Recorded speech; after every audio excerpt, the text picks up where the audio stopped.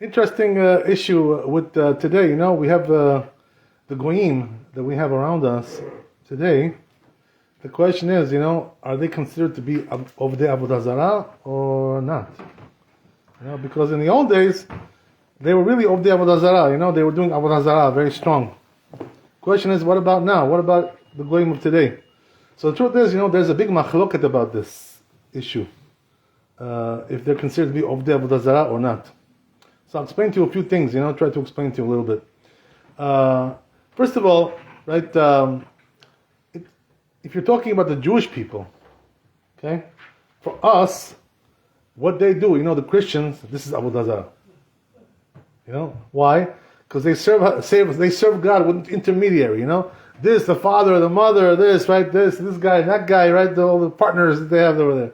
Which is not true, right? All sheker.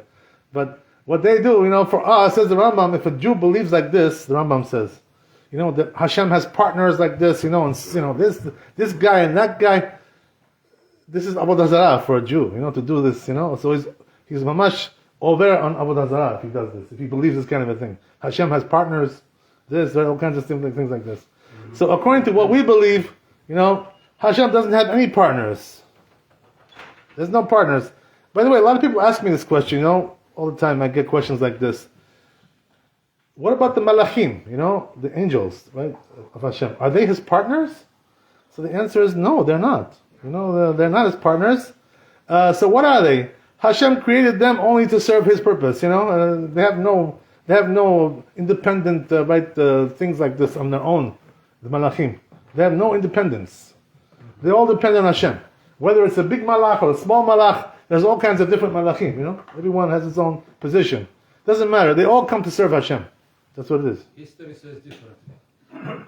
We don't learn from history. We learn from Torah. Same thing. When the Jewish nation was crossing before they crossed there, they saw the Mitzrayim angel, and he was accusing Jewish nation that they are. Strong question. He's a strong. Boris strong, zdarovny. I'm saying they had certain powers. Okay, I like that. That's a good question. Okay, so I have to explain to you, you know, these things in order that you should understand a little bit better. So we'll try to explain everything, you know. But before I get to your question, you know, I want to say something interesting, you know, which is that there are some religions, you know, that they think that the Satan, you know, is independent of Hashem. You know, he has his own, you know, malchut. He has his own kingdom. He has his own power, and he doesn't rely on Hashem. He has his own power. You know, they think like this, right? The Satan, you know, they say that's what they think. And the truth is, you know, according to Judaism, this is not true. It's not emet. It's not true. The Satan is also working for Hashem. Right. You know, everybody's an employee over there. You know what I mean? They're all employees. You know, they're getting Hashem is employing every one of them. It's the Christians who made the bed. You're right. That's it. He's right. That's it. You see? Yeah, he's right. This is a sheker. It's not emet. They all serve right? the purpose. So Satan is not the independent player. He's working for Hashem just like everybody else. It says in the Chazal also something else. You know, it says right that it's good that Hashem created Satan. Why? Because people do teshuvah. You know, they're afraid of Satan. You know, because of the fear that they have. You know, oh, he's going to take me. He's going to punish me. He's going to, you know, kill me. Because of that, you know, they do teshuvah. So Hashem, it was a good thing that he created Satan. It was good for the world. It was good for everybody. But he's still working for Hashem. So what does that mean? Whatever he does, right, the Satan, you know, he takes the person's neshama, he causes person suffering or punishment or whatever it is, he has to get permission from Hashem to do this. Otherwise he cannot do it by himself. You know, he goes to HaKadosh Baruch Hu, he sits down, there is a malach. Right. No, let me explain to you a little bit. This issue with the Azazel, what you're talking about, in Torah, you know what Azazel means? Azazel is talking about a mountain. You know, that they push the goat off the mountain, you know? It's called Azazel. Seil Azazel. That's what it's talking about. There's no Satan is not, his name is not Azazel. So what is his name? Right? The Satan. He has a name. Yeah, you know? Samech Mem Aleph Lamed. This is his name. We don't say, right? That's his name. This is the name of the Malach. We call him the Satan, but he has a name also. Everybody has a name, you know? Samech Mem Aleph Lamed. Now, here's the thing. Now, let's get to your thing, right? So he's coming, man, telling us, right, that the Tsar, of Mitzrayim came, over there fighting war. So what happens is like this, also these Sarim, that they come from all the nations, every nation has a Tsar. You know what I mean? Who was the Tsar of Esav? Satan, that's it. So he's also one of those guys, you understand? He's also in that game. So each one, comes to Hashem to get permission. Same thing with who was the Tsar of Mitzrayim? What was his name? He has also a different name, you know what his name is? It says in the Talmud in Zohar, his name is Rahav. Rahav. Right. So Rahav. Egypt coming. Right. So it's true.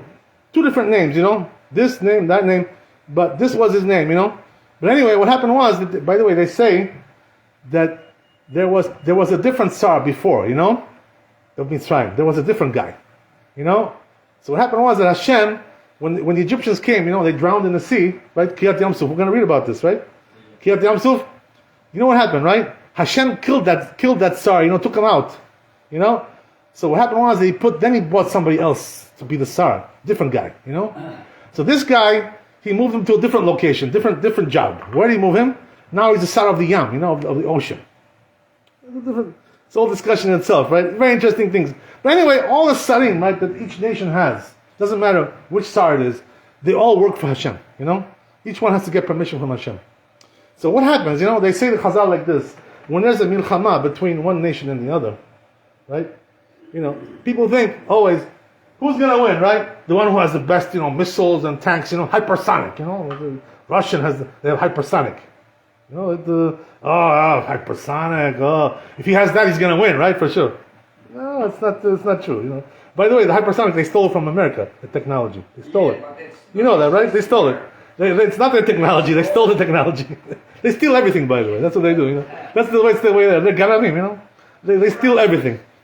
Anyway, right, I don't want to talk about that, but that's not the issue. But, right? So, what we're saying is, right, that all the Sarim, what happens is like this, when there's a milchama between one nation and the other, what happens is, right, it's not because you have hypersonic, or you have F-35, or who cares about these things? No, Hashem doesn't care about that. That's why it says, right, Adonai ish milchama. He's the one who makes the war. He's ish milchama. Not any weapons. So who wins the war? You know what they do, right? There's in Shemaim, they have a discussion about this, a court case.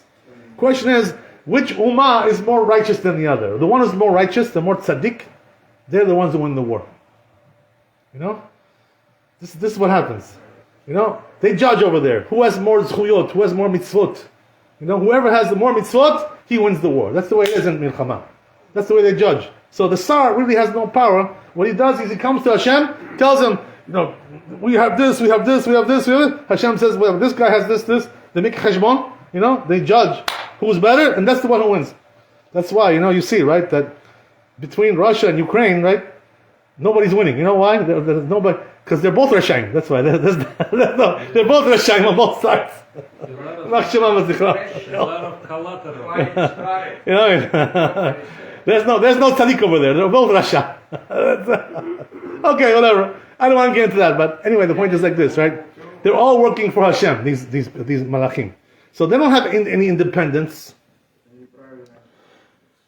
Adonai Echad, right? Hashem is one. That's it. That's all there is. There's nobody else, So if a Jew is doing this kind of thing, believes this kind of thing, that this one is independent, this is Avodah Zarah. You're doing Avodah Zarah like this. This is no good, right?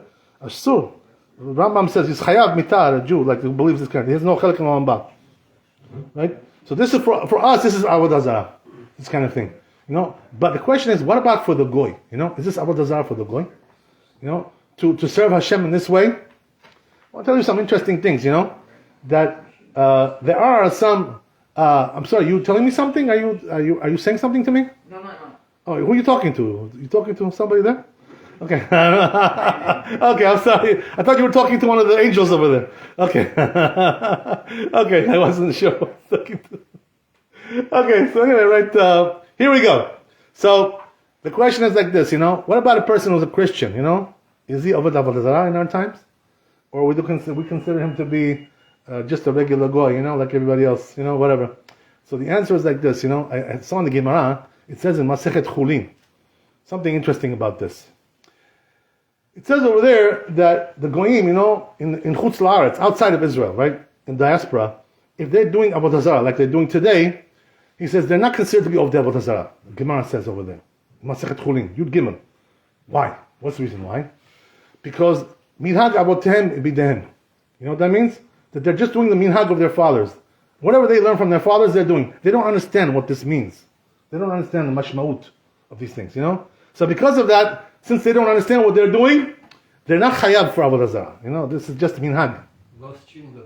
Yeah, exactly. That's what it is, Exactly. They're lost. When Mashiach comes, they'll all find the right way. Everybody will find the right way, That's the thing. But until now, they're lost. But interesting, right? There's a machloket in the Rishonim. The Rambam says, even a goy, who's a Christian, Notzri, he's Oved Avodah Zarah. In other words, technically speaking, he's Oved Avodah Zarah. Technically speaking. It's Avodah Zarah what they're doing. They're not allowed to do. What about Muslims, right? What about them? Are they Oved Avodah Zarah? No. This is the question. I'm going to finish with this, right? And teach you something interesting. So the Rambam says, about them, that they're not Oved Avodah Zarah. Why? Because they believe in one God. I don't want to mention his name, right? Don't get me into trouble. Right? They believe in one God, and they say this is the only God. There's no other God besides Him. So this is not Avodah Zarah. The Rambam says. It seems to me he's like an angel. He's like through him they pray to Allah. He's right. What he's saying. That's very smart. I'll tell you something interesting, right? So here's the thing. Now on the other side, right? What do you have? On the other side, you have another opinion. You know who this is? This is the Redvaz, right? Rabbi David ben Zimra, he quotes the Ritva. The Ritva.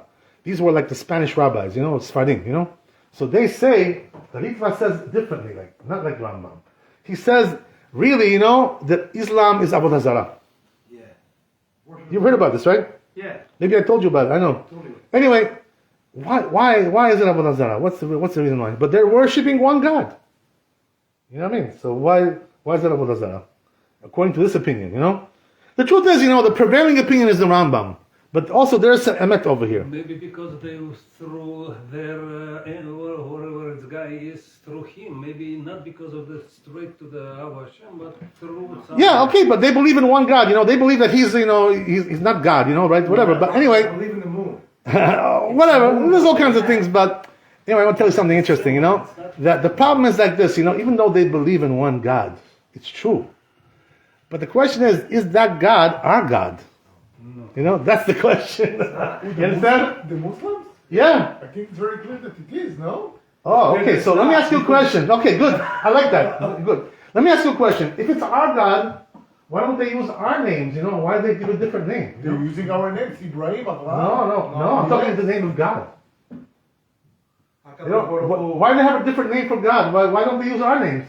They're using him as a representative to pray to Allah.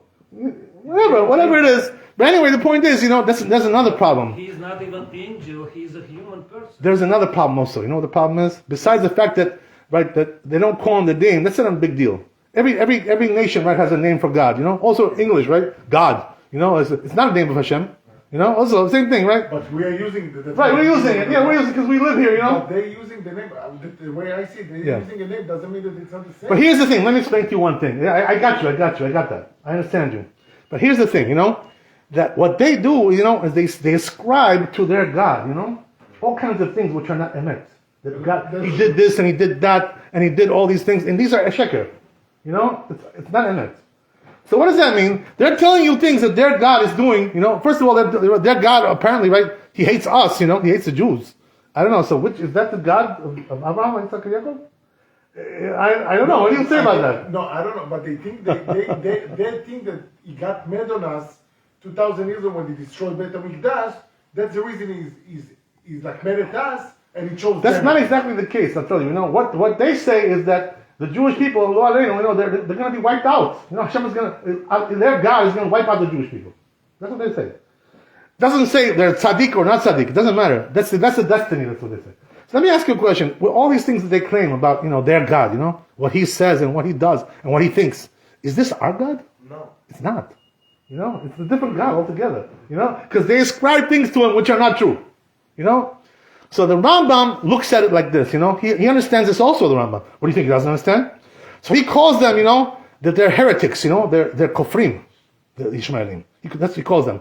They believe in one God, but they have kfirah. They have lies. You know, their religion is lies. That's the way he looks at it. But the Ritva looks at it differently. You know. No, if you're telling me that God believes this and this and this, right? This is not the same God. You're doing Avodah Zarah. It's a different God. You know, you're ascribing things to him which are not true. This is Avodah Zarah. This is the way he looks at it. So anyway, right? The point is, you know, that. But you know, I have to tell you one thing, right? That now that we see what's going on in history, right? What's going on today? What's going on with them? You know, the way they behave. Is this the way a person who believes in God behaves? No. Like animals. You know. So Be'emet, you know, there is some truth to that. You know, that this is Avodah Zarah. This is not believe in God. If you believe in God, you don't behave this way. You know what I mean? This is not the way you behave. You know what I mean? It's not a person, a godly person doesn't do things like this. You know, I want to tell you one thing, you know, that it's not only how they treat us, it's how they treat themselves. They're cruel, they're more cruel to each other than they are to us. They kill each other, they have no mercy to each other. You know, they have nothing. They kill their daughters, they kill their wives. They kill their family. They have no mercy. They're like animals. They're only judging. There is no right. Yeah, exactly. Yeah. So whatever you want to call it, right? Is this the way of our God? This is not the way of our God. So that's why, you know, you can say that maybe it's Avodah Zarah. Anyway, Hashem will bring us to the Emet, right? The God of truth. And when Mashiach comes, we'll see the truth. And by the way, it says, I want to tell you, right, that it says in the Masechet Avodah Zarah that the Bnei Ishmael Atidim, right, Lasot Tshuva, they're going to do Teshuvah in the end. You know, for all their sins, you know, that they did. And they're going to want to convert to Judaism. It says, Gemara, first parak in Avodah Zarah. Question is, are we going to accept them when they want to convert? The answer is no. We're not going to accept them. You know why? Too late. They came, you know, late. Because Mashiach already came. Late. When Mashiach comes, there's not going to be any more conversions. That's it. Giur. Finished. Right? So we're not going to accept them. So they're going to call them Gerim Grurim. You know what that means? You know, like they're Gerim that are dragged along with us, you know? Grurim. You know, but they can't come in because we don't accept them. It's going to be too late for them. They're going to do teshuvah. You know, but it's going to be too late. ברוך ה' לעולם, אמן ואמן. רבי חנן אתה שאומר, אז הקדוש ברוך הוא צריך ישראל, לפיך חיבר להם תורה ומצוות שנאמר אדוני חפץ למען צדקו יגדיר תורה וידיר.